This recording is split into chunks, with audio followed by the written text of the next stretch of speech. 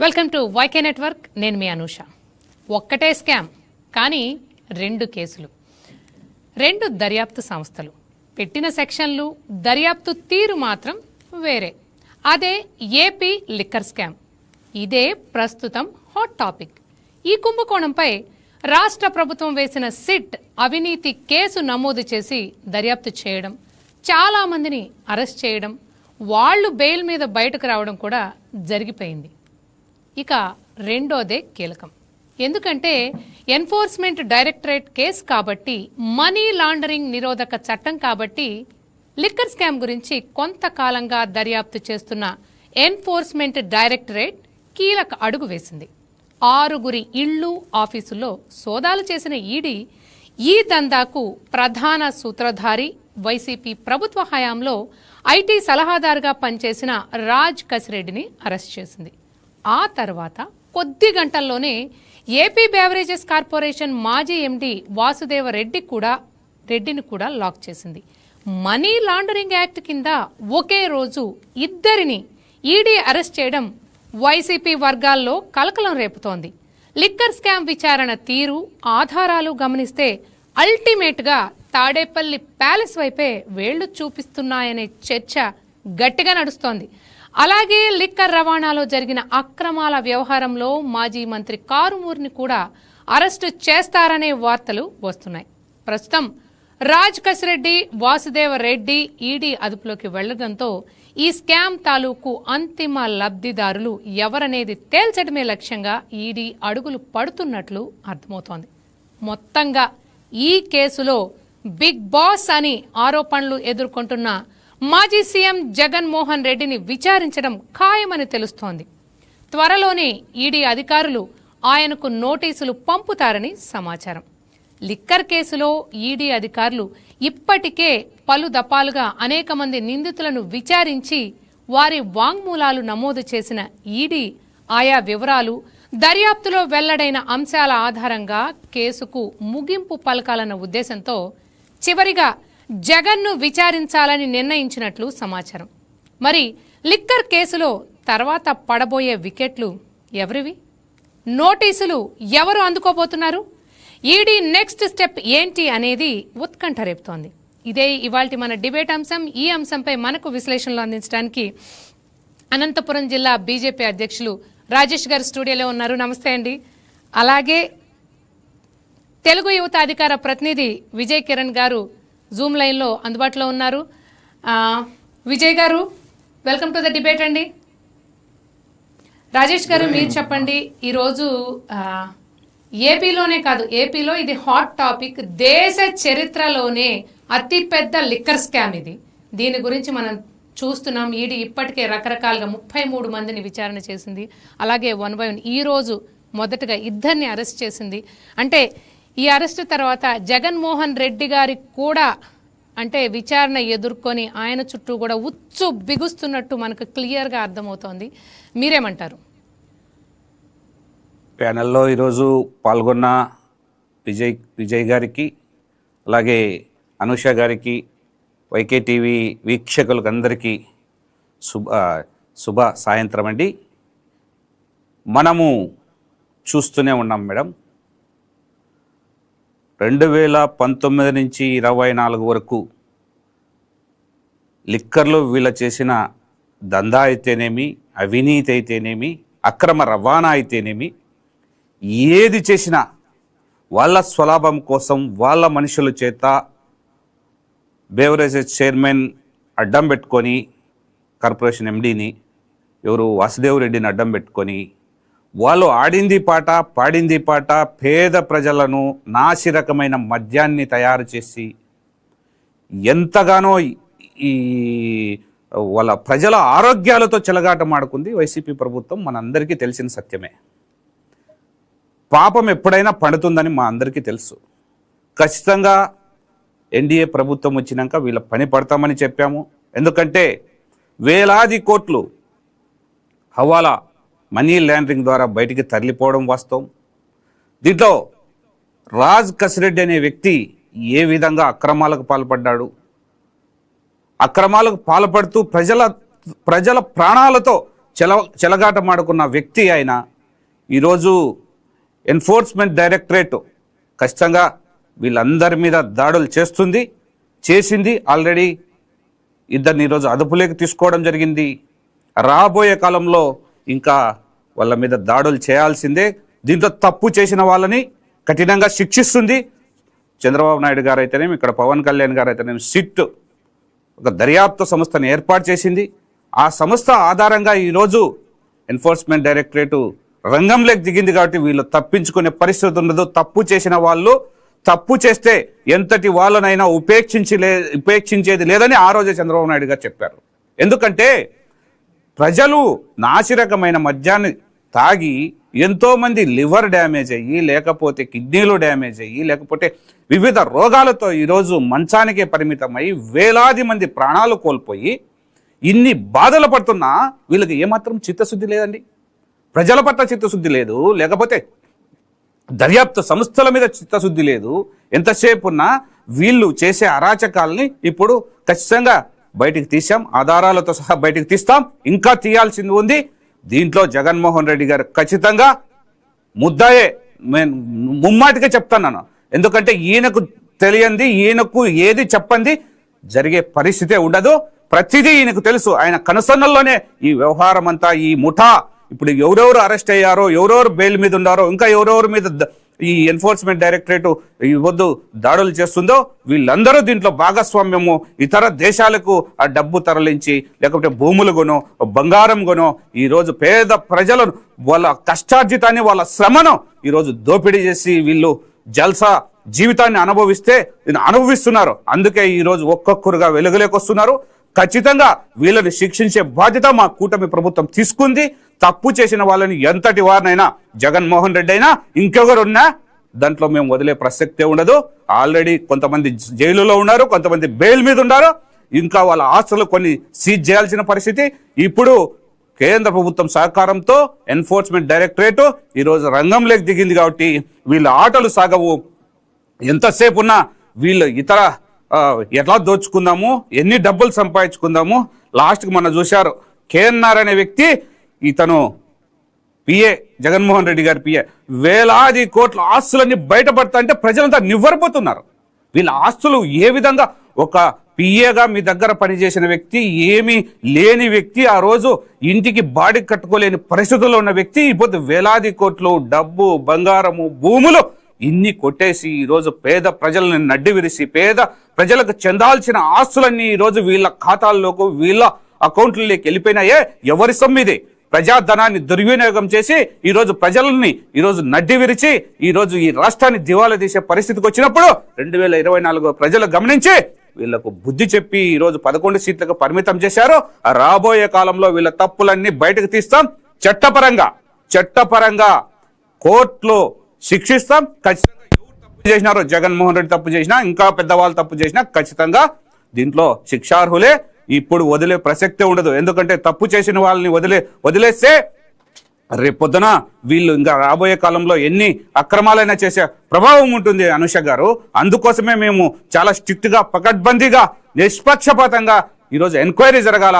దీంట్లో తప్పు చేసిన వాళ్ళని ఖచ్చితంగా దోషులుగా నిలబెట్టినప్పుడే మనం ప్రజలకు జవాబుదారీతనంగా ఉంటాం. ఇంకొకరు ఈ తప్పులు చేయరు. ఎందుకంటే పేద ప్రజలను నడ్డి విరిచిన వాళ్ళని వదిలే ప్రసక్తే ఉండబోదుగానే నేను ఈరోజు చెప్తున్నాం. మేడం విజయ్ కిరణ్ గారు, మీరు చెప్పండి, ఏంటంటే ఏదైతే ఈ లిక్కర్ స్కామ్ లో అసలు నిందితుడు రాజ్ కసిరెడ్డిని ఈడీ ఈ రోజు అరెస్ట్ చేసింది. అయితే సిట్ అయితే ఇప్పటికే విచారణ పూర్తి చేసి 350 పేజీల దర్యాప్తు సారాంశాన్ని ఆల్రెడీ అందజేసింది గవర్నమెంట్కి. అయితే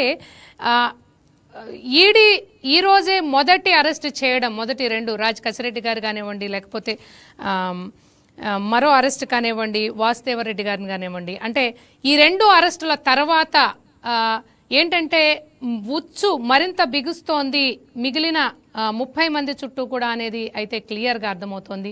కానీ అందరూ అడుగుతున్న ప్రశ్న ఏంటంటే ఎందుకు ఈడీ ఇంత టైం తీసుకుంది అని అందరూ అంటున్నారు. మీరేమనుకుంటున్నారు?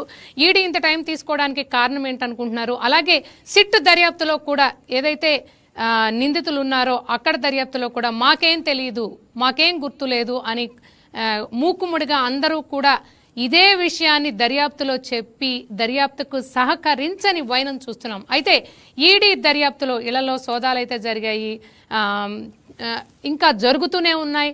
అంటే ఈడీ దర్యాప్తులో నిందితుల చుట్టూ ఉచ్చు గట్టిగా బిగుస్తుందని మీరు అనుకుంటున్నారా విజయ్ గారు? ముందుగా మీకు ప్యానల్ సభ్యులకి, ప్రేక్షకులకి, టీవీ యాజమాన్యానికి అందరికి కూడా నమస్కారం అండి. ఇది నిజంగా అంటే అనేకమైనటువంటి స్కాములు చేసిన చాలా మందిని చూసాం. కానీ ప్రజల ప్రాణాలతో, వాళ్ళ ఆరోగ్యాలతో వాళ్ళు సంపాదించుదాం అనేటువంటి ఒక ఆలోచనే చాలా క్రూరమైనటువంటి ఆలోచన. ఇప్పుడు మనుషులు రక్త మాంసాలని తినేటువంటి నరరూప రాక్షసులు ఏ విధంగా అయితే చేస్తారో, అదే విధంగా కేవలం డబ్బు ఆర్జన కోసం చేసినటువంటి అత్యంత క్రూరమైనటువంటి స్కామ్ ఇది. ఊరికే డబ్బు మాత్రమేగా మనం చూడకూడదు. ఇది మానవతా విలువలకి, మనుషులకి మధ్య ఉన్నటువంటి డిఫరెన్స్. ఇప్పుడు మనుషులు అన్నాక కొంతన్నా సరే ఒక సానుభూతి ఉంటుంది. మనం తప్పు చేసే దొంగకు కూడా కొంత ఆలోచన ఉంటుంది. కానీ ఈ చేసినటువంటి స్కామ్ని ఎవరు కూడా సభ్య సమాజంలో ఎవరు కూడా కనీసం అయ్యో పాపం అనేటువంటి పరిస్థితి కూడా ఉండదు. అంటే కేవలం డబ్బు కోసం ఎన్ని వేల మంది ప్రాణాలతో అయినా మేము ఆడుకుంటాం. మాకు డబ్బు ఉంటే చాలు, ఎంతమంది నాశనమైనా పర్వాలేదు, ఎన్ని తాలిబొట్లు తెగిపోయినా పర్వాలేదు, మేము మాత్రం ఏమి చేసైనా సరే డబ్బు సంపాదిస్తాం, తద్వారా ఆ డబ్బుతో మా రాజకీయ అధికారాన్ని నిలబెట్టుకుంటాం అనేటువంటి పిచ్చి ప్రయత్నాలు చేశారు. ఆ ప్రయత్నాలు ప్రజలు వమ్ము చేశారు. మీ డబ్బు కంటే కూడా ప్రజాస్వామ్యం ముఖ్యం, నాయకుడి చిత్తశుద్ధి లేనటువంటి నాయకుడు మాకు వద్దని ఇంటికి పంపించినటువంటి పరిస్థితి, రాజకీయపరమైన పరిస్థితి. ఇప్పుడు ఈ కేసుకి సంబంధించి రెండు విధాలైనటువంటి కేసులు ఇవి. ఒకటి నకిలీ మద్యం లేదా మద్యపానానికి సంబంధించినటువంటి ప్రాసెస్లో చేసినటువంటి అవకతవకలు, క్వాలిటీ లేని మద్యాన్ని ప్రజలకి అందుబాటులో పెట్టి క్వాలిటీ గల మద్యాన్ని జనాలకు అందుబాటులోకి తేకుండా చేసినటువంటి కార్యక్రమం ఒకటైతే, దాన్ని సరఫరా చేసేటువంటి సిస్టమ్ని మేనేజ్ చేసుకొని ఎక్స్ట్రాగా 20% ఎక్స్ట్రా కోట్ చేయించుకొని అంతా కూడా మేనేజ్ చేసుకొని ఒక బినామీ సంస్థను పెట్టి వాళ్ళకి ఎంతో 4% 5% ఇచ్చి తిరిగి 95% తిరిగి వాళ్ళ జేబుకే తీసుకోవటం. ఇప్పుడు రాజ్ కసిరెడ్డికి కానీ లేదు ఇతరులందరూ కూడా సిట్ ఆధ్వర్యంలో చేసినటువంటి ఇన్వెస్టిగేషన్లో భాగంగా వారిని అరెస్ట్ చేశారు. 350 రోజులు 60 రోజుల లోపల ఉన్నారు. తర్వాత మీరు చూశారు సుప్రీంకోర్టు కూడా ఏ విధమైనటువంటి బెయిల్ డిస్కషన్ సందర్భంగా చెప్పింది, లోపల ఉన్నట్టు వాళ్ళ తప్పేం లేదు, నువ్వు చేసిన నేరం చిన్నది కాదనేటువంటి మాట చెప్పిన పరిస్థితి కూడా మనం చూసాం. సో ఇప్పుడు అటువంటి పరిస్థితుల్లో ఆ కేసులో బెయిల్ బయటకు వచ్చినప్పటికి కూడా ఈడీ అనేటువంటి కేసు చాలా అంటే ఈజీగా పెట్టరు దాన్ని. అది చాలా స్టడీ చేసి ఖచ్చితంగా, ఎందుకంటే ఈడీలో నేరస్తుడి పైన ఉంటుంది, అతను ఏ దొంగతనం చేయలేదు లేదా ఏ నేరం చేయలేదు అనేటువంటి నిరూపించుకోవాల్సిన బాధ్యత నేరస్తుడి పైన ఉంటుంది. కాబట్టి దీన్ని కేసు తీసుకునేటువంటి పరిస్థితి కానీ దీన్ని విచారించడం కానీ వీటన్నిటి కూడా చాలా కీలకంగా వీళ్ళు విచారణ చేసిన తర్వాత మాత్రమే ఈడీ తన చర్యలను స్టార్ట్ చేసింది. అంటే ఆల్మోస్ట్ వాళ్ళ నేరం నిరూపితమైనది అనేటువంటిది స్పష్టంగా అర్థమవుతా ఉంది. ఇప్పుడు రాజ్ కసిరెడ్డి మెయిన్ కాదు, రాజ్ కసిరెడ్డి ఒక మెయిన్ క్యాండిడేట్ ద్వారా పెట్టినటువంటి ఒక క్యాండిడేట్.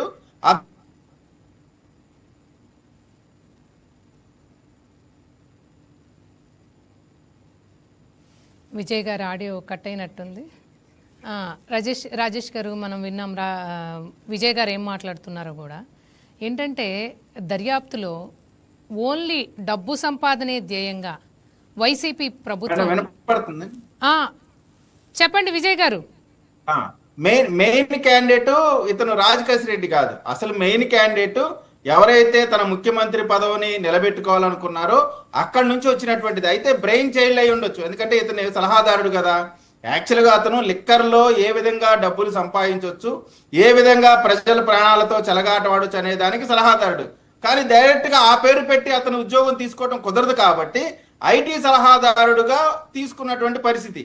అలా ఐటీ సలహాదారుడుగా తీసుకొని ఆయన సలహాల మేరకు ఈ కార్యక్రమం మొత్తం కూడా ఆయన కనుసన్నల్లో నడిపించాడు. అతను ద్వారా నడిచింది తప్ప అతనే మొత్తం కాదు. అసలు మొత్తం నాయకుడు వేరు, దీనివల్ల లబ్ధి పొందేటువంటి నాయకుడు వేరు. దీంట్లో మీరు చూస్తే దరిదాపు 400 కోట్ల రూపాయల ఆస్తుల్ని సీజ్ చేశారు. దరిదాపు 1800 కోట్ల రూపాయలు కిక్ బ్యాక్స్ లో వెనక్కి వచ్చినటువంటిది నిరూపితమైంది. అంటే ఈ కేసుని చూడటం ద్వారా మనకి ప్రజలకు అర్థమవలసిందంటే, మంచి నాయకుడు లేనప్పుడు, మంచి నాయకుడు ప్రజల భవిష్యత్తు గురించి ఆలోచించే నాయకుడు అధికారంలో లేకుండా ఏదో అల్లరి చిల్లరగా తండ్రి మరణాన్నో లేదా ఇంకొక ఎమోషన్ ని ప్రజల్లో పెంచి ముఖ్యమంత్రి అయ్యే క్యాండిడేట్ అయితే ఈ విధమైనటువంటి పరిస్థితులు ఉంటాయనేది ఒక కేస్ స్టడీగా రేపు రాబోయే రోజుల్లో గత 19 నుంచి 24 పరిపాలన మనకు కనబడతా ఉంటది. కాబట్టి ఇప్పుడు టోటల్ గా ఈ కేసులో మొదటి వికెట్ గా రాజ్ కసిరెడ్డి అయినప్పటికీ కూడా ఇంకా అరెస్ట్ కావలసినటువంటి వాళ్ళు అనేక మంది ఉన్నారు. ఇది మన గొప్పతనం ఏంటంటే అండి, తెలుగుదేశం పార్టీకి అంటే విజయ్ గారు ఈ రోజు ఇద్దరిని అరెస్ట్ చేసింది, మరికొన్ని రోజుల్లో ఇంకా ఎంతమందిని అరెస్ట్ చేసే అవకాశం ఉందని మీరు అనుకుంటున్నారు? ఖచ్చితంగా ఎంతమంది అయితే, అది ఎంత పెద్దవాళ్ళైనా సరే, ఎంతమంది ఈ కేసులో ఇన్వాల్వ్ అయ్యారో వాళ్ళందరూ కూడా ఖచ్చితంగా అరెస్ట్ అవుతారు. నేను అనుకుంటా ఉన్నా త్వరలోనే, నాకు తెలిసి ఈ కమింగ్ డేస్ లో చాలా త్వరగా జగన్మోహన్ రెడ్డి గారు ఒక పాదయాత్ర, ఒక బస్సు యాత్ర ఖచ్చితంగా అనౌన్స్ చేస్తారు. మీరు రాసి పెట్టుకోండి. ఈ ఛానల్ సాక్షిగా నేను ఇప్పుడు చెప్తా ఉన్నాను.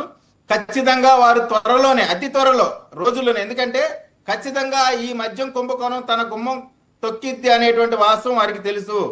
రాబోయే రోజుల్లో అటువంటి పరిస్థితి వచ్చినప్పుడు, ఇదిగో చూడండి, నేను పాదయాత్ర చేస్తాను అన్నాను కాబట్టి, లేదా నేను బస్సు యాత్ర చేస్తాను అన్నాను కాబట్టి నా పైన ఈ లిక్కర్ కేసు పెడుతున్నారని చెప్పి ఒక ఎల్బీ క్రియేట్ చేసుకునేటువంటి ప్రయత్నం కూడా ఖచ్చితంగా చేసి తీరుతారు. నేను మొన్న మీరు చూస్తే ఒక మనిషిని చంపి డోర్ డెలివరీ చేసిన అనంతబాబు అరెస్ట్ చేసి తీసేటప్పుడు ఏమన్నాడు, ప్రభుత్వ కక్ష సాధింపుల చర్యను నవ్వుతూ సరదాగా చెప్తూ వెళ్ళాడు. అంటే ఇప్పుడు ప్రతిపక్షంలో ఉన్నాం కాబట్టి, అధికార పక్షంలో మనం ఎన్ని హత్యలు చేసినా, మారణకాండ చేసినా, అవినీతి చేసినా, ప్రజల ఆరోగ్యాలతో చెలగాటమాడినా సరే ఇప్పుడు చర్యలు తీసుకోవద్దు. మీకు ఆ ప్రభుత్వానికి ఈ ప్రభుత్వానికి మధ్య డిఫరెన్స్ ఏంటంటే, చంద్రబాబు నాయుడు గారిని ఎఫ్ఐఆర్ లో పేరు లేకుండా తెల్లవారుజామున అరెస్ట్ చేసి తీసుకెళ్లి, అరెస్ట్ చేసిన తర్వాత ఎఫ్ఐఆర్ లో పేరు పెడతారు. కానీ ఈ ప్రభుత్వం రాజ్యాంగబద్ధంగా అంబేద్కర్ గారు రాజ్యాంగం మీద నడిచేటువంటి ఈ ప్రభుత్వం ముద్దాయి నేరస్తుడు అయినప్పటికీ కూడా అతనికి కూడా కొన్ని హక్కులు ఉంటాయి కాబట్టి డ్యూ ప్రాసెస్ ఆఫ్ లా ఖచ్చితంగా చట్టపరంగా మాత్రమే చేయాలి. కక్ష సాధింపు కాదు ఇది కక్ష సాధింపు కానే కాదు. నేరానికి సంబంధించినటువంటి విచారణకు సంబంధించినటువంటి చర్యలు అవి మాత్రమే జరుగుతూ ఉన్నాయి. కాబట్టి ఖచ్చితంగా నేను చెప్తా ఉన్నానండి, ఎంతమంది పెద్దవాళ్ళు ఉన్నారో అంతమంది పెద్దవాళ్ళు కటకటాలు వెనక వెళ్ళటమే కాదు, ఆ నేరంలో కూడా నిరూపితమై నేరస్తులుగా మిగిలిపోతారనేటువంటిది ఈ లిక్కర్ కేసు 100 కోట్ల రూపాయలకే మీరు చూస్తే ఢిల్లీలో జరిగినటువంటి స్కామ్ కి దేశం అంతా కూడా అతలాకుతలమైంది. ముఖ్యమంత్రిని అరెస్ట్ చేశారు. 100 కోట్ల స్కామ్ ఢిల్లీలో జరిగింది 100 కోట్లు మేడం. ఢిల్లీలో 100 కోట్ల దానికి ముఖ్యమంత్రిని అరెస్ట్ చేశారు, ఉప ముఖ్యమంత్రిని అరెస్ట్ చేశారు, ఇంకో ముఖ్యమంత్రి కూతురుని అరెస్ట్ చేశారు అప్పుడు ఉన్నటువంటి పరిస్థితిలో. కానీ ఇది 3,500 కోట్ల రూపాయలు అంటే ఇది వాస్తవంగా ఇంకా చాలా ఎక్కువ స్థాయిలో ఉంటది. మీరు పోలీసు లెక్కలకు వచ్చేసరికల్లా వేరే మీకు ఇంకొక విషయం ఏంటంటే అండి, దీనికి ఎక్స్టెన్షన్ గా బార్ షాపులు ఉన్నాయి. ఆ టైంలో బార్ షాపుకి లిక్కర్ షాప్ అంటే వైన్ షాపుకి గవర్నమెంట్ సప్లై చేసే ముందుకి, బార్ షాపుకి సప్లై చేసే ముందుకి ఒక క్వార్టర్ బాటిల్ కి 70 రూపాయలు డిఫరెన్స్ ఉంటది. వీళ్ళు ఏం చేసేవాళ్ళంటే ఆ లిక్కర్ వైన్ షాప్ లో ఉన్నటువంటి లిక్కర్ ని యాజ్ ఇట్ ఈజ్ గా బార్ షాపుల్లోకి తెచ్చి అమ్ముకునే వాళ్ళు ఎవరు? వైఎస్ఆర్ కాంగ్రెస్ పార్టీ నాయకులు. ఈ బార్ షాప్ ఓనర్ ని బెదిరించో అదిరించో పోలీసులతో భయపెట్టో దాంట్లో వాళ్ళు షేర్ తీసుకుంటారు లేదా కొనుగోలు చేసేస్తారు. రెగ్యులర్ గా వచ్చేటువంటి లాభం కాకుండా ఎక్స్ట్రా క్వార్టర్కి 70 రూపాయలు చొప్పున, అంటే ఆ వైన్ షాప్ ఒక 10 రూపాయలు 20 రూపాయలు ఇచ్చి, అంటే ఈ లిక్కర్ ద్వారా వైఎస్ఆర్ కాంగ్రెస్ పార్టీలో బడా లీడర్లు అందరూ కూడా వేల కోట్ల రూపాయలు స్కామ్ చేశారు. ఇదేదో 3,500 రూపాయలు 3,500 కోట్ల రూపాయలు అనేది చాలా చిన్న అమౌంట్ గానే మనం చూడాల్సినటువంటి అవసరం ఉంది. మీరు ఈడీ కేసులకు సంబంధించి అనేకమైనటువంటి కేసులు మీరు చూస్తే దరిదాపుగా నాకు తెలిసి 2 సంవత్సరాలు 3 సంవత్సరాలు కూడా బెయిల్ వచ్చేటువంటి పరిస్థితి ఉండదు. ఎందుకంటే ఈడీ పెట్టినటువంటి కేసులు చాలా వడపోతల తర్వాత, చాలా విచారణల తర్వాత మాత్రమే పెట్టేటువంటి అవకాశం ఉంటుంది. దీనికి ఒక ఎక్స్క్లూజివ్ పవర్స్ ఉంటాయి ఈడీ కేసులకు సంబంధించి. కాబట్టి ఖచ్చితంగా అండి ఈ రోజు ప్రభుత్వం చాలా చిత్తశుద్ధిగా పనిచేస్తా ఉంది. లిక్కర్ స్కామ్ ఇది చిన్న అల్లాటప్ప కాదండి. ఏదైతే మీరు చూస్తే ప్యాబ్లో ఎస్కోబార్ ప్రజల ప్రాణాలని పణంగా పెట్టి లక్షల కోట్ల రూపాయలు డాలర్లలో సంపాదించి చివరికి ఏ విధమైనటువంటి పరిస్థితికి వెళ్ళాడో మనం చూసాం. ఎంత పెద్ద నేరస్తుడైనా సరే చట్టం ముందు చిన్నవాడే. కానూన్ కా హాత్ బహుత్ లంబా హై అనేటువంటిది మన భారతదేశానికి ఖచ్చితంగా వర్తిస్తుంది. ఈ నేరస్తులు ఎవరైతే ప్రజల రక్త మాంసాలని భక్షించారో వాళ్ళపైన చట్టపరమైనటువంటి చర్యలు 100% జరుగుతాయనేటువంటి మాట అయితే ఈ ప్రభుత్వం ఒక భరోసా అయిపోతా ఉందండి. రాజేష్ గారు మీరు చెప్పండి. అంటే విజయ్ గారు చెప్పింది మనం విన్నాము ఇప్పటి వరకు. అలాగే ఏదైతే ఇప్పుడు ఈ స్కాము జరిగిందో మద్యం స్కామ్లో కూడా అంటే నిబంధనలకు విరుద్ధంగా అసలు మద్యం అమ్మకాలను యథేచ్ఛగా ఒక ప్రభుత్వం ఎలా అమ్మగలిగింది? అంటే ఎంతో కట్టుదిట్టమైన సిస్టంలో ఇంత యథేచ్ఛగా ఎలా జరిగింది స్కామ్? అనూష గారు, వాళ్ళు ఒక ప్లాన్ ప్రకారము పద్ధతి ప్రకారము ఎలా కాజేయాలా, డబ్బులు ప్రజల సొమ్మును ఎలా వాళ్ళ ఖాతాల్లోకి వేసుకోవాలా అనే పక్క ప్రణాళికతో జరిగింది. ఇది మనకు అందరికీ అర్థమైనదే. ఈరోజు డిజిటల్ విప్లవము మన భారతదేశం అంతా విస్తరించిపోయింది. మనం చిన్న కూరగాయల మార్కెట్ పోయినా లేదంటే ఒక షాంపూ కొన్నా పేస్ట్ కొన్నా మనం గూగుల్ పేనో ఫోన్పేనో పేటిఎమో కొట్టేసి వస్తాం. 10 రూపాయలు వస్తువు కొంటాం మేడం, 10 రూపాయలు మనం ఈరోజు ఆ తరహాలో మనం చేస్తున్నాం. కానీ ఈ 5 సంవత్సరాలు యథేచ్ఛగా ఎక్కడ డిజిటల్ ట్రాన్సాక్షన్స్ లేవు. మీరు వినింటారు, డిజిటల్ ట్రాన్సాక్షన్ అనేదే లేదు విజయ్ గారు ఎక్కడ. కానీ 5 సంవత్సరాలు ఎందుకు? అది లాస్ట్ లో పెట్టారు. ఏదో 3 నెలలు ఉందాక 4.5 సంవత్సరం పూర్తిగా దోచేసి ఇంకా లాస్ట్ ప్రజలు తిరగబడతా అంటే ఇదేదో మాకు మెడకు చుట్టుకుంటుందనే ధోరణిలో తీసుకొచ్చినారు దాన్ని. వాళ్ళ చిత్తశుద్ధితో పెట్టింది కాదు ఇది. వాళ్ళ చిత్తశుద్ధి దీంట్లో ఎంతసేపు ఉన్నా డిజిటల్ ట్రాన్సాక్షన్స్ ఉంటే వీళ్ళ బండారం ఆ రోజే బయటపడుతుంది. ఎవరో హైకోర్టులోనో సుప్రీంకోర్టులోనో కేసు వేస్తే ఇంకా మా ప్రభుత్వం పరిస్థితి గోవిందా అనుకొని దాన్ని తీసుకురాకోకుండా సాయంత్రం 9 గంటలకో 8 గంటలకో బ్రాందీ షాపులు బంద్ అయితేనే స్టేట్ వైడ్ 10 గంటలకంతా వాళ్ళ మొత్తం అమౌంట్ ఎంత మిగులుతుంది, ఎంత ఒక షాప్ నుంచి వస్తుంది, లిక్కర్ కంపెనీల నుంచి ఎంత వస్తుంది, అంతా తాడేపల్లి ప్యాలెస్కి వెళ్ళాయి. ఇది తెలియంది ఊరికి లేదు. జగమరిగిన సత్యం పల్లెలు లేకపోతే ఏమి తెలియని వాళ్ళు కానీ చెప్తారు. ఏమి తెలియని వ్యక్తి కానీ ఇదంతా దోపిడీ అని దోపిడీ చేసేసినారు. ఇప్పుడు చెప్పినట్లు విజయ్ గారు దాదాపు 100 కోట్లకు ఢిల్లీ అంతా అతలాకుతలం అయిపోయింది. దేశమే దాని విషయంలో చాలా ఎంతో మంది అరెస్ట్లు అయినారు. వాళ్ళ సీఎం పదవులు పోయినాయి.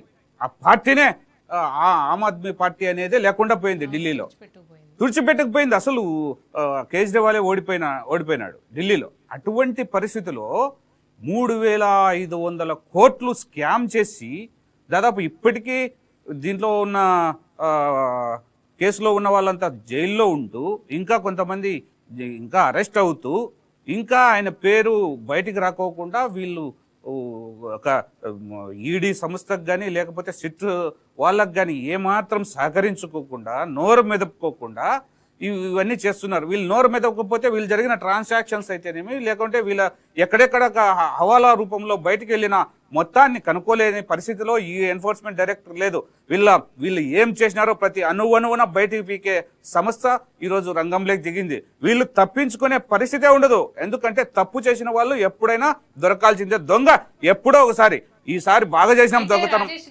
మీరు చెప్పినట్టుగానే ఢిల్లీలో ఏదైతే లిక్కర్ స్కామ్ లో 100 కోట్ల లిక్కర్ స్కామ్ జరిగితేనే ఆల్రెడీ ఈడీ స్ట్రిక్ట్ గా అందరినీ అరెస్ట్ చేసింది. అయితే ఆంధ్రప్రదేశ్ విషయానికి వచ్చేటప్పటికి ఈడీ దర్యాప్తు ఎందుకు వేగవంతం చేయట్లేదు? అందరి క్వశ్చన్ ఇదే. ఇప్పుడు మేడం ఢిల్లీలో గానీ అన్ని వాళ్ళకు ఆధారాలు దొరికినాకే అరెస్టుల పర్వం స్టార్ట్ అయింది. ఒకసారి చూడండి, వాళ్ళు ముందుగా ఎవరిని అరెస్ట్ చేయరండి, ముందుగా ఎవరిని మాట్లాడరు. వాళ్ళు 6 నెలల సంవత్సరం మొత్తం సోదాలు చేస్తారు, వాళ్ళ ఆధారాలు సేకరిస్తారు. ఎక్కడెక్కడ వీళ్ళు మనీ లాండరింగ్ పాల్పడినారు, ఆ హవాలా రూపంలో ఎక్కడెక్కడికి మొత్తం వెళ్ళిందో అప్పుడు వీళ్ళు పని పడతారు. ఇప్పుడు దాదాపు అంటే 30 నుంచి 45 మంది దాకా ఈ కేసులో అరెస్ట్ అయినారు.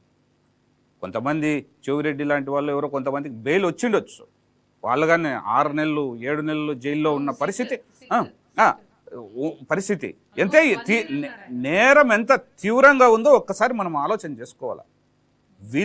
వీళ్ళకు ఎట్లా మనం మళ్ళా 2024లో గెలవాలా, అప్పుడు వాళ్ళు చేసిన దుర్నీతితో ద్వంద్వనీతితో ప్రజల సొమ్మును ప్రజలకు పంచి మేము ఈ ఎలక్షన్స్లో ఎట్లయినా లబ్ధి పొంది మేము అధికారం ఇంకా ఇట్లే ఉంటే ఇంకా ఈ రాష్ట్రాన్ని సర్వనాశనం చేసి ఇంకా ఈ లిక్కర్లో కానీ లేకుంటే మట్టిలో కానీ శాండ్లో కానీ లేకపోతే పంచభూతాలైన అన్నిట్లోనూ దోచుకోవాలని ప్లాన్ చేశారు.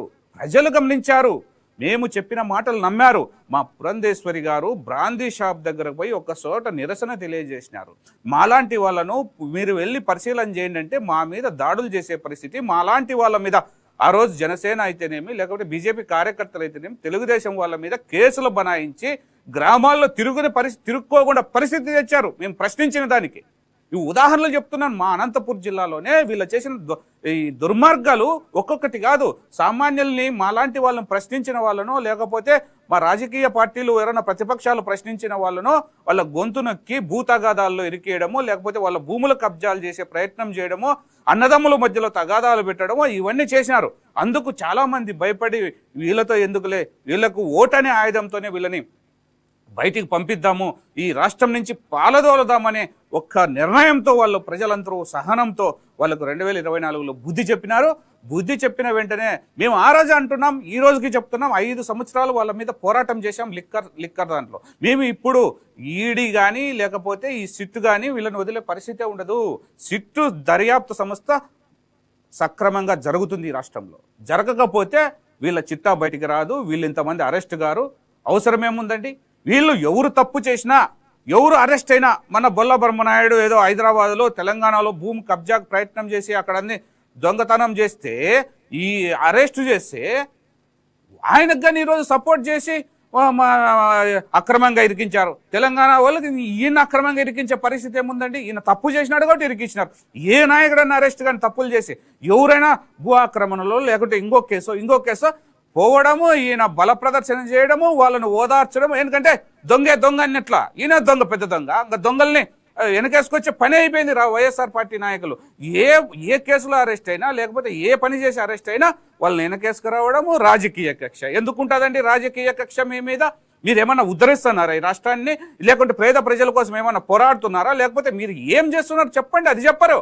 ఎంతసేపు మా మీద రాజకీయ కక్ష ఎందుకుంటుంది? రాజకీయ కక్ష ఎంతో మంది వైఎస్ఆర్ వాళ్ళు లేకపోతే ఇంకోరు ఉన్నారు కదా, అందరినీ అరెస్ట్ చేయలేదు కదా. తప్పు చేసిన వాళ్ళ మీద ఈరోజు ప్రభుత్వం చర్యలు తీసుకుంటే దాన్ని కానీ ఈరోజు మీరు ప్రతి ఒక్కరిని తప్పు చేసిన ప్రతి ఒక్కరిని వెనకేసుకొచ్చే పరిస్థితిలో మీరు ఉన్నారంటే ఎంత దిగజారుడు రాజకీయమో, ఎంత దిగజారిపోయారో. మీరు ఒక్కసారి మీరు మర్డర్లు చేసిన వాళ్ళని కానీ ఈరోజు వెనకేసుకొచ్చే పరిస్థితి. డబుల్ మర్డర్ చేస్తే ఒక ఆయన్ని పోయి జైలుకి పోయి పరామర్శించి ఇది రాజకీయ కక్ష అనేది. మీరు ఏ తప్పులు మీరు చేసేది నింద మా మీద వేసేదా?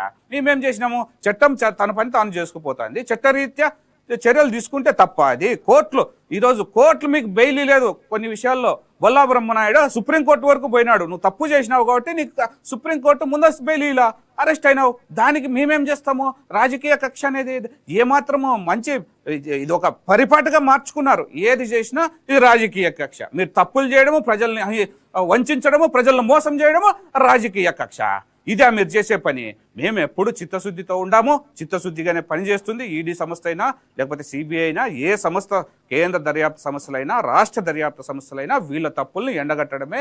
వీళ్ళు ఏ తప్పు చేశారో ఆ తప్పుల్ని మాత్రం వెలికి తీస్తున్నాము. ఆ తప్పు చేసిన వాళ్ళు ఖచ్చితంగా శిక్షార్హులే. దీంట్లో తప్పేముందండి? దీంట్లో మాకేమన్నా అవసరమా? వీళ్ళని లోపలేయడమో లేకపోతే మాకు వాళ్ళని జైల్లో పెట్టి సాకడం మాకేమన్నా కోరిక? ఏం అవసరం లేదు. మాకు ప్రభుత్వం నిష్పక్షపాతంగా నిజాయితీగా పనిచేయాలి ఇక్కడ ఎవరైనా కానీ అనేదే మేము కోరుకుంటున్నాము. మా నాయకులు ఇప్పుడు చంద్రబాబు నాయుడు గారు అయితేనే, పైన ఉన్న మోడీ గారు అయితేనే, పవన్ కళ్యాణ్ గారు అయితేనే దీన్ని ఉపేక్షించే పరిస్థితి లేదు. ఎన్డీఏ గవర్నమెంట్ పైన కానీ కింద కానీ ఎవరు తప్పు చేసిన వాళ్ళు వదిలే ప్రసక్తే లేదని ఖరాఖండిగా మా అమిత్ షా గారు చెప్పినారు. అంతేగాని మేము ఏదో వీళ్ళు తప్పు చేస్తే మేము కొన్ని ఛానల్లో చూసాం, వీళ్ళంతకు వీళ్ళే వాళ్ళు కల్పించుకుంటారు. ఎటువంటి పరిస్థితి లేదు. అవినీతి పనులు ఏరి పారేయడమే మా లక్ష్యము. ఆ విధంగానే ముందుకు పోతాం. ఇక్కడ ఉన్న మా కూటమి ప్రభుత్వం కానీ అదే విధంగా పనిచేస్తుంది. అంతే తప్ప వీళ్ళని వెనకేసుకొచ్చేదో లేకుంటే ముందర పెట్టేదో అవన్నీ ఉండవు. తప్పు చేసినావా శిక్ష అనుభవించు. అది ప్రయత్నం చట్టం తన పని తాను చేసుకుపోవాలనే మా ఉద్దేశము. ఆ ఉద్దేశంతోనే ఈరోజు కేంద్ర రాష్ట్ర ప్రభుత్వాలు ఈరోజు డబుల్ ఇంజన్ సర్కార్ ఈ రాష్ట్రాన్ని వేగంగా అభివృద్ధి చేస్తున్నాయి, వేగంగా ప్రాజెక్టులు వస్తున్నాయి. ఈరోజు 2 సంవత్సరాల పాలన మేము కంప్లీట్ చేసుకున్నాము. ఈరోజు ప్రజలు అద్భుతంగా పనిచేశారని మాకు కితాబునిస్తున్నారు. ఈరోజు రేపు తిరుపతిలో మంచి ఎన్డీఏ ప్రభుత్వం ఇన్ని మంచి పనులు చేసిన దానివల్ల రేపు మంచి బహిరంగ సభ నిర్వహించుకుంటున్నాము. 15వ తారీఖు కర్నూలులో నిర్వహించుకుంటున్నాము. ఇది ప్రజల నుంచి వచ్చిన ఫీడ్బ్యాక్, మాకు ప్రజలు ఇచ్చిన మ్యాండేటరీకి మేము వాళ్ళకు ఒక ఆదర్శప్రాయంగా ఉండాలనేది మా ఉద్దేశము. అయితే రాజేష్ గారు, ఇక్కడ వైఎస్ఆర్సీపీ రాజకీయవేత్తలు కానివ్వండి, లేకపోతే క్రిటిక్స్ కానివ్వండి, కూటమి ప్రభుత్వం అధికారంలోకి వచ్చాక బెల్ట్ షాపుల అమ్మకాలు పెరిగిపోయాయని వాళ్ళు ఆరోపిస్తున్నారు. బెల్ట్ షాపులు గతంలో ఉన్నాయి, అవి కొన్ని కంట్రోల్ చేసే పరిస్థితి వస్తుంది. ఖచ్చితంగా బెల్ట్ షాపులు అక్కడక్కడ ఉండొచ్చు. మేము ఎక్సైజ్ అధికారులకు క్షుణ్ణంగా ఇన్స్ట్రక్షన్స్ మా ముఖ్యమంత్రి గారు ఇచ్చారు. ఎక్కడా అటువంటివి జరగకూడదు, జరిగితే మీ మీద కఠినంగా చర్యలు తీసుకుంటామని అధికారికంగా వాళ్ళని హెచ్చరించడము, దాని మీద దృష్టి పెట్టాము. ఖచ్చితంగా ఎక్కడైనా లోటుపాట్లు ఉంటే మేము సరిదిద్దడానికి సిద్ధంగా ఉండమని చెప్తున్నాం. లోటుపాట్లు లేవని కాదు, లోటుపాట్లు ప్రతి వ్యవస్థలోనూ ఉంటాయి. ఆ వ్యవస్థను సమూలంగా మార్పులు చేయాలనేది మా లక్ష్యం. అంతేగాని మీరు తెచ్చిపెట్టిన వ్యవస్థను ఈరోజు మేము చక్కదిద్దుతున్నాం. ఆ బెల్ట్ షాప్ తెచ్చిపెట్టిందే మీరు. మీ వ్యవస్థ, మీరు చేసిన వ్యవస్థను ఈరోజు సమూలంగా మార్పులు చేయాలా. ఒక్కరోజుతో చేసేది కాదు, ఇది సమూలంగా మార్పులు చేసే ఉద్దేశమే, అంతే తప్ప దాన్ని ఎక్కడ మేము ప్రోత్సహించే పరిస్థితి ఉండదు. మా నాయకులు మాకు ఇదే చెప్తున్నారు. మీరు ఎక్కడ మీకు షాప్ ఉన్నా, రాజకీయ నాయకుల షాప్ ఉన్నా, మీరు పారదర్శకంగా చేసుకోండి వ్యాపారం, అంతేగాని మీరు ఇటువంటి ప్రోత్సహించొద్దని మాకు సందేశం ఇస్తున్నారంటే మా నాయకులు అలాంటి వాళ్ళు కాదు. మేము లిక్కర్తో సంపాదించి రాజకీయాలు చేసిన దుస్థితిలో మా కూటమి నాయకులు ఎవరూ లేరు. అటువంటి పరిస్థితి ఉండదు. ఎవరైనా కింద కార్యకర్తకు ఒక షాప్ వచ్చిండొచ్చు, తప్పు లేదు దాంట్లో. వాళ్ళు చట్టపరంగా లాటరీ పద్ధతిలో వచ్చిన దాన్ని మేము యాక్సెప్ట్ చేస్తాం, చేసుకోమని చెప్తాం. కానీ ఇటువంటి చర్యలకు మేము ప్రోత్సాహకాలు ఎక్కడ ఇవ్వబోము. కానీ ఎక్సైజ్ శాఖకు మేము ఖచ్చితంగా ఇన్స్ట్రక్షన్స్ ఇస్తున్నారు మంత్రులు కానీ, లేకపోతే పెద్దలు కానీ. దానికి అనుగుణంగానే మేము నడుచుకుంటాం.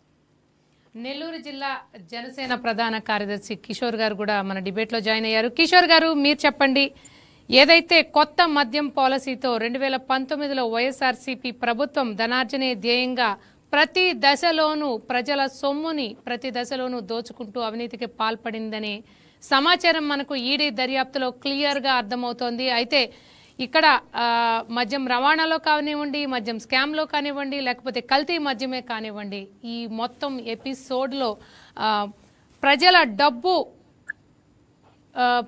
తప్పుదావు పట్టడమే కాకుండా ప్రజల ఆరోగ్యంతో కూడా వైఎస్ఆర్సీపీ ప్రభుత్వం చెలగాటమాడినట్టుగా మనకు క్లియర్గా అర్థమవుతోంది. అంటే ప్రజల ఆరోగ్య పరిస్థితిపై మరి ఇప్పుడు నాయకులు ఎటువంటి సమాధానం చెప్తారని మీరు అనుకుంటున్నారు?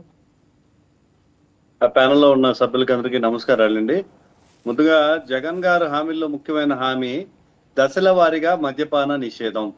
ఈ నినాదంతో గెలిచిన జగన్మోహన్ రెడ్డి గారు నవ్యాంధ్రప్రదేశ్ ని మద్యపాన ఆంధ్రప్రదేశ్ గా తయారు చేశారు. కేవలం డబ్బుల సంపాదన, ధనార్జనే ధ్యేయంగా జగన్మోహన్ రెడ్డి ఈ మద్యపానాన్ని అమలు చేశాడు అనిపిస్తుంది. వృత్తిరీత్యా సాఫ్ట్వేర్ డెవలప్ అయినటువంటి కసిరెడ్డి దీన్ని ఆసరాగా చేసుకొని, అంటే జగన్ సొంత జిల్లా అయిన కడపకు చెందిన కసిరెడ్డి గారు 2019 ఎలక్షన్లకు ముందు చేరి పార్టీలో బాధ్యతలు స్వీకరించారు. ఎన్ఐఆర్ఐ నుంచి డబ్బులు సేకరించడం, పార్టీ కార్యక్రమాలని ముందుకు నడిపించడం, సలహాదారుగా వ్యవహరించడం, ఇది ఆయన పనులు. ఆయన సలహాదారుడి కంటే మద్యపాన నిషేధంలో ముఖ్య సూత్రధారి అనొచ్చు. వేల కోట్ల రూపాయల డబ్బులు సంపాదించేదానికి మద్యం కొనుగోలు సంస్థ అయిన APSBL ఆర్డర్ సాఫ్ట్వేర్ ను తన ఐటీ నైపుణ్యంతో పూర్తిగా మార్చేశాడు.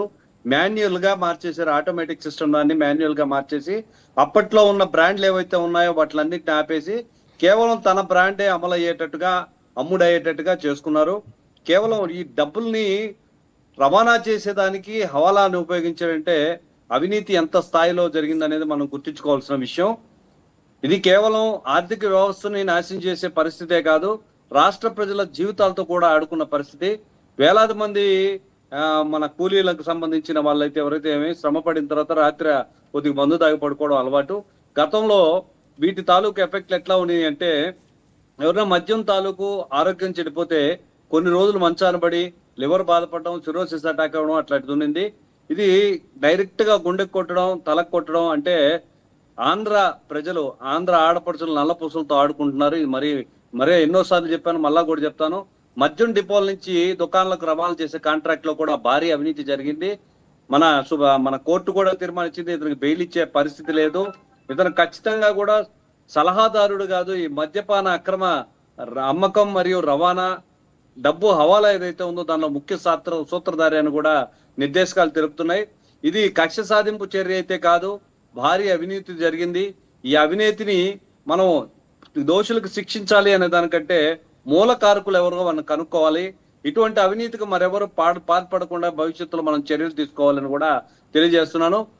ఈ సంపాదించిన డబ్బులే real estate, infrastructure, chemical factory, cine పరిశ్రమలుగా పెట్టుబడి పెట్టి ఈడీ దాడులో హైదరాబాద్ దానక్రమగూడెంలోని ఆయన నివాసాలతో పాటు 10 చోట్ల కీలక పత్రాలు, ఆస్తులు స్వాధీనం చేసుకున్నారు. ప్రజాధనాన్ని, అధికారాన్ని దుర్వినియోగం చేస్తూ వైఎస్ఆర్సీపీ ప్రభుత్వం ప్రజల జీవితాలను సైతం లెక్క లేకుండా భారీ అవినీతికి, భారీ కుంభకోణానికి దారి తీసింది. ఇది కేవలం అవినీతి అని చెప్పుకోవడానికి లేదు, ప్రజల జీవితం చెలగాటం ఆడిన ఒక భారీ స్కామ్. మనీ హవాలాలు అయితేమి, ఈరోజు వైఎస్ఆర్సీపీ నాయకులు అంటే మిగిలి ఉన్న 11 నాయకులు, 11 ఎమ్మెల్యేలు, మిగిలిన నాయకులు చూస్తే విచ్చలవిడిగా డబ్బు ఖర్చు పెట్టే పరిస్థితి అయితే ఉంది. ఏ వర్గానికి సంబంధించిన అంటే బీసీలకు కానీ, ఎస్సీలకు కానీ, ఎస్టీలకు కానీ ఏ విధమైన రుణాలు, స్వయం ఉపాధి మీద ఆధారపడేదానికి కొన్ని నిధులు సమకూర్చుకుంటారు. ఇట్లన్నిటి కూడా మళ్ళించి ప్రభుత్వ డబ్బులన్నిటి కూడా సంక్షేమ పథకాల కింద పనిచేసి అభివృద్ధి సాధించకుండా ప్రజల్ని మధ్యల రూపంలో వేల కోట్ల రూపాయలు కాజేసి వాళ్ళ సొంత పెట్టుబడులు, సొంత వ్యాపారాలు చేసుకున్నారు. ఇటువంటి సూత్రధారులు ఎవరైతే ఉన్నారో వీళ్ళందరూ కూడా కఠినంగా శిక్షించాల్సిన పరిస్థితి అయితే ఉంది. ఇటువంటి స్కాములు మళ్ళా జరగకుండా చూడాల్సిన బాధ్యత కూడా ఉంది. ప్రపంచమంతా డిజిటల్ పేమెంట్స్ చేస్తూ ఉంటే వీళ్ళు స్కానర్లు కానీ, యూపీఐ ఐడీలు కానీ వాడే పరిస్థితి లేదు. అంటే మొత్తం భారతదేశం అంతా కూడా డిజిటలైజ్ అవుతుంటే అక్రమంగా, అంటే డబ్బులు ఇస్తేనే మందు ఇచ్చేటట్టు అలవాటు చేసి ఎంత అవినీతి అంటే వీటిలో చాలా కోణాలు ఉన్నాయన్నమాట. వచ్చిన డబ్బుని ఎవరికి కావాలంటే వాళ్ళకి ఇవ్వచ్చు. ప్రభుత్వ రాబడికి చేయాల్సిన ఆదాయం అంటే మద్యపాన నిషేధం కానీ, మరే ఇతర వ్యాపారం కానీ, రాష్ట్ర ప్రభుత్వానికి సంబంధించిన డబ్బులు ఖజానాలోకి రాకుండా ఎవరెవరి ఖాతాల్లోకి వెళ్ళాయి, ఎందుకు వెళ్ళాయి, ఎలా వెళ్తున్నాయి, ఇంత నిస్సిగ్గుగా ఇంత భారీ వ్యాపారాన్ని ప్రజల జీవితాలతో చెలగాటమాడుతూ ఆడిన ఈ డ్రామాని ఖచ్చితంగా ఇప్పటికైనా ఛేదించాలి. ఇప్పటికే మన మన మన ప్రభుత్వం ఏదైతే ఉందో అంచెలంచెలుగా వెంటనే ఎవరినో ఒకరిని పట్టుకుని వాళ్ళు లోపలేసేది కాకుండా ఈ భారీ అవినీతికి కారణాలైన ప్రతి ఒక్కరిని కూడా బయటకు తీయాలి. ఇది కక్ష సాధింపు చర్య అని చెప్పే వైసీపీ నాయకులు ఇంకనైనా సిగ్గుపడాలి. ఇంత డబ్బు స్కామ్ జరిగింది, భారీ హవాలాలు నగదు రూపంలో జరిగాయి అన్న తర్వాత కూడా మీరు ఇటువంటి స్టేట్మెంట్లు ఇవ్వకూడదు. ఏమీ తెలియనట్టు అమాయకంగా నటించే జగన్ ఆ రోజు ముఖ్యమంత్రిగా జవాబు ఉన్నాడు కాబట్టి జవాబు చెప్పి తీరాల్సిందే అని చెప్పి కూటమి ప్రభుత్వం తర్వాత నేను డిమాండ్ చేస్తున్నాను. ఖచ్చితంగా కూడా ఇటువంటి వాళ్ళకి అందరూ కూడా శిక్ష పడాలి. మరెవరైనా ఇతర ప్రజల జీవితాలతో చెలగాటం ఆడుతూ ఇంత భారీ అవినీతికి పాల్పడితే కఠినంగా శిక్షలు అమలు చేయాలని కూడా నేను కోరుకుంటున్నానండి. ఓకే కిషోర్ గారు. విజయ్ గారు మీరు చెప్పండి, అంటే నెక్స్ట్ నోటీసులు ఎవరు అందుకోబోతున్నారని మీరు అనుకుంటున్నారు? నేను అనుకునేదే ఉంది, ఆంధ్రప్రదేశ్ లో ప్రతి ఒక్కరు కూడా అనుకుంటా ఉన్నారా, అందరికి తెలిసిన విషయం. ఎందుకంటే వైఎస్ఆర్సీపీ ఎంపీ మిథున్ రెడ్డి గారి పేరుంది, అలాగే విజయసాయి రెడ్డి గారు కూడా ఇప్పటికే ఈడీ విచారణకు హాజరయ్యారు. అంటే రకరకాల స్పెక్యులేషన్స్ ఇక్కడ ఎవరిని అరెస్ట్ చేస్తారనేది ఇప్పుడు హాట్ టాపిక్ గా మారింది ఆంధ్రప్రదేశ్ లో. అందుకని అడుగుతున్నాను మిమ్మల్ని. ఖచ్చితంగా నాకు తెలిసినంతలో ఇంకా చుట్టుపక్కల ఉన్న అనేక మంది, అది విజయసాయి రెడ్డి అయినా లేదా మిథున్ రెడ్డి అయినా లేకపోతే ఇటు చాలా మంది ఉన్నారు. వీళ్ళందరూ అనేక మంది ఈ నేరానికి సంబంధించినటువంటి పూర్తి ఆధారాలతో అందరి నేరాన్ని నిరూపించిన తర్వాత మాత్రమే, అంటే నాకు తెలిసి జగన్ గారి దాకా ఈ కేసు వెళ్ళటానికి ఎంత తక్కువ వేసుకున్నా ఇంకొక 6 నెలల సమయం అయితే పట్టిద్ది అనేటువంటిది నేను చూస్తున్నటువంటి కేస్ స్టడీలో నాకు తెలుస్తున్నటువంటి అంశం. ఎందుకంటే ప్రాసెస్ ఉంటది. ఇప్పుడు ఒక చట్టబద్ధమైనటువంటి ప్రభుత్వం, రాజ్యాంగబద్ధమైన ప్రభుత్వం, చట్టాన్ని అమలు చేసే ప్రభుత్వం, అంటే ఏకపక్షంగా కక్ష సాధింపుకు అరెస్ట్ చేయాలంటే రేపు పొద్దున్న అరెస్ట్ చేసి లోపల పడేయచ్చు. అట్లా కుదరదు, మన రాజ్యాంగం ఒప్పుకోదు. మన వ్యవస్థ, మన న్యాయ వ్యవస్థ చాలా బలంగా ఉంటది.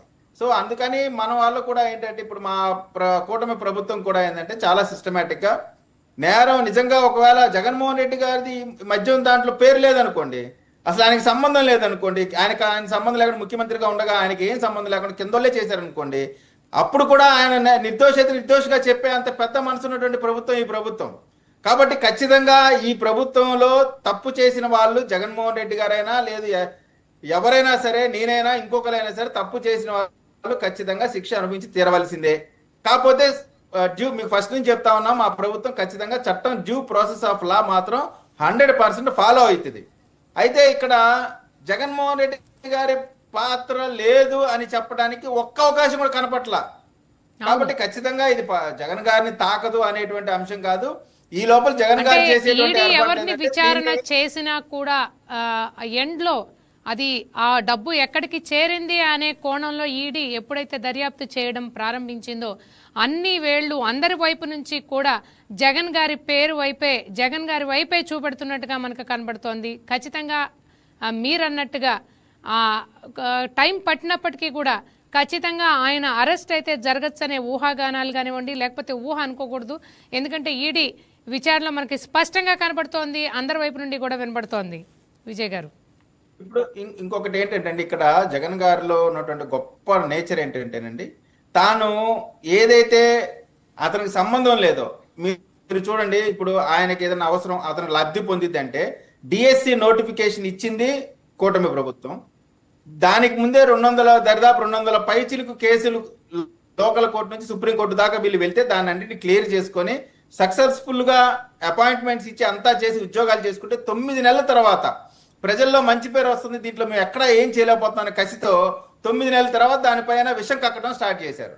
ఇవాళ కూడా ఆయన ఏమంటాడు, నేను ఇచ్చాను 6000 పోస్టులు. ఎక్కడిచ్చావు? 5 సంవత్సరాల పాటు ఒక్క ఉద్యోగాన్ని భర్తీ చేయకుండా, నోటిఫికేషన్ చేయకుండా, ఇప్పుడు వచ్చి నేను అప్పుడే ఇచ్చానని చెప్పి అబద్ధం చెప్తా ఉన్నారు. రెండోది, లిక్కర్కి సంబంధించి క్లియర్ కట్ గా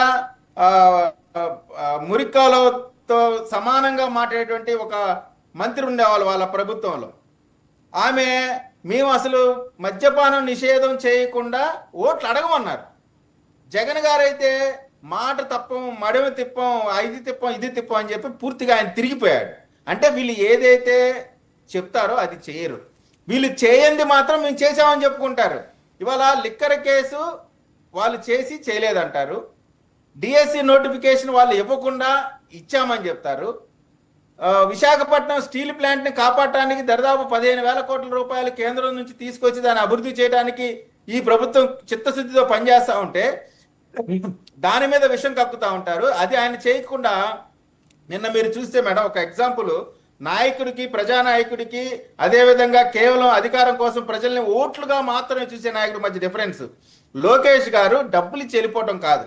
ఒక ఇన్సిడెంట్ జరిగితే ఎల్జీ ఫార్మసీ జరిగినప్పుడు ఎయిర్పోర్ట్ నుంచి బయటికి రాకుండా వెళ్ళిపోయారు జగన్మోహన్ రెడ్డి గారు. కానీ ఇక్కడ లోకేష్ గారు ప్రతి వారిని టచ్ చేసి, ఇదేదో డబ్బులు ఇచ్చి వెళ్ళిపోయేది కాదు, ఈ కుటుంబానికి ఈ ప్రభుత్వం అండగా ఉంది, ఒక నమ్మకం. ఒక కుటుంబంలో ఒక వ్యక్తి పోయినప్పుడు వాళ్ళకు ఉండేటువంటి మానసిక పరిస్థితి అందరికి తెలియంది కాదు. ఆ కుటుంబాలకు అండగా, అన్నగా, తమ్ముడుగా నేను ఉంటాను అని చెప్పి అందరి సాక్షిగా చెప్తా ఉంటే కొంతమంది దాన్ని కూడా డైవర్ట్ చేసేటువంటి ప్రయత్నం చేసినప్పుడు కూడా సమాధానం చెప్పారు. జగన్మోహన్ రెడ్డి గారు లాగా ఒక్క సమాధానం అడిగితే వెనక్కి తిరిగి పారిపోలేదు. సో లోకేష్ గారు అక్కడ ఉన్నటువంటి దాంట్లో ఆ కుటుంబానికి డబ్బులు ఇవ్వడమే కాదు, ఆ కుటుంబానికి పూర్తి భద్రత అన్ని రకాలుగా ఇవ్వాలి, ఒక మానసిక స్థైర్యం ఇవ్వాలి. కుటుంబ సభ్యులు కోల్పోయినప్పుడు కుటుంబానికి నేను ఉన్నాను అని లోకేష్ గారు లాంటి వ్యక్తి వచ్చి ఆ కుటుంబానికి నేను మీ కుటుంబానికి అండగా ఉంటాను అని చెప్తున్నా అంటే ఆ కుటుంబానికి ఎంత ఓదార్పు, ధైర్యం వస్తుందండి. మన టాపిక్ డైవర్ట్ అయిపోతుంది విజయ్ గారు. నేను అనేది అంటే ఇది హ్యూమన్ టచ్.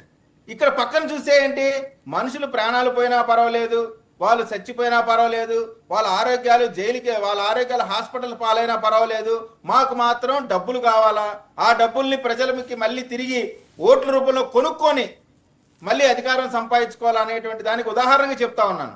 అంటే నాయకుడు ప్రజల బాగోగులు చూసుకునేటువంటి నాయకుడికి, ప్రజలని ఓట్లు మాత్రమే చూసుకునేటువంటి నాయకుడికి మధ్య ఉండే డిఫరెన్స్.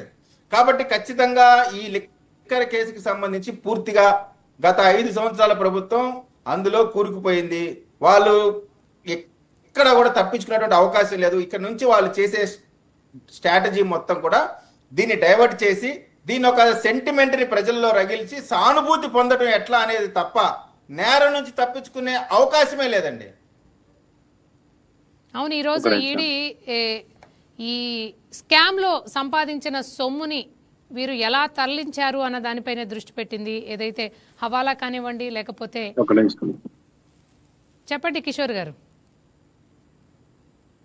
మేడం, దీని మాట్లాడాలనుకుంటున్నారు? గురించి ఒక 2-3 మాటలు. చెప్పండి. ప్రపంచంలో ఎక్కడా లేని వింత బ్రాండ్లు అలవాటు చేసింది. చుట్టూ ఉన్న వాళ్ళ అనుచరులు ఎవరైతున్నారో వాళ్ళ ఫ్యాక్టరీల నుంచి మందు తాపించి ప్రజల్ని డైరెక్ట్ గా విషం ఇచ్చి చంపించింది వైసీపీ ప్రభుత్వం. కేవలం ఇది డబ్బులు దోచుకోవడమే కాదు, ప్రజల జీవితాలతో కూడా చెలగాటం అనేది అనేది స్పష్టంగా తెలుస్తుంది. మద్యపానం ద్వారా వచ్చిన అమ్మకాల ద్వారా వచ్చిన భవిష్యత్తు ఆదాయాన్ని చూపిస్తూ కార్పొరేషన్ల పేర్లతో వేల కోట్ల రూపాయల అప్పులు తెచ్చి రాష్ట్రాన్నంతా కూడా అప్పుల భారంతో, అంటే సొంత లాభాల కోసం అప్పులో ముంచెత్తింది. దీన్ని తీవ్రంగా పరిగణించాల్సిన అవసరం ఉంది. నాడు పవన్ కళ్యాణ్ గారు వారాహి యాత్రలో చెప్తే విమర్శించారు, నేడు ఎక్కడ దాక్కున్నారో. ఆ రోజున మంత్రులు, ఎమ్మెల్యేలు వీళ్ళ మీద దాడులు జరుగుతున్నాయంటే, చట్టపరమైన దాడులు జరుగుతున్నాయంటే ఎంత తీవ్రమైన నేరం జరిగింది.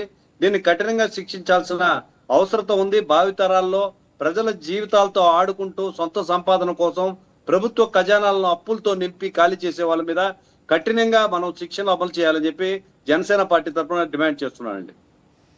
Okay, right. కిషోర్ గారు ఈరోజు డిబేట్లో పార్టిసిపేట్ చేసినందుకు రాజేష్ గారికి, అలాగే విజయ్ గారికి, కిషోర్ గారికి స్పెషల్ థ్యాంక్స్. అలాగే మరి ఎన్ఫోర్స్మెంట్ డైరెక్టరేట్ దేశంలోనే అతి పెద్ద కుంభకోణంలో మరి నెక్స్ట్ ఎవరికి నోటీసులు ఇవ్వబోతుందో, ఎలాంటి స్టెప్ తీసుకుంటుందో వేచి చూద్దాం. This is Anusha signing off.